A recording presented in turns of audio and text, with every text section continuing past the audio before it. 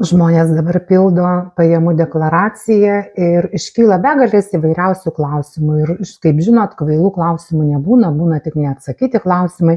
Tai vienas iš jų yra, ar pildant deklaraciją prie individualios veiklos išlaidų reikia įtraukti įmoką sodrai už 2024 metus, kuriuos jau žmogus sumokėjo 2025 metais.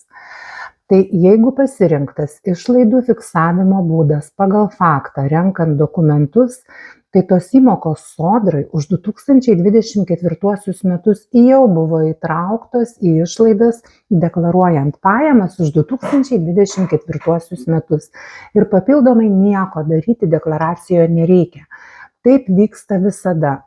Pasirenku išlaidas fiksuoti pagal faktą, reiškia renku dokumentus. Įrašiau bendrą išlaidų sumą, o įmokos sodrai atsiranda automatiškai. Nieko dėl to papildomai daryti nereikia.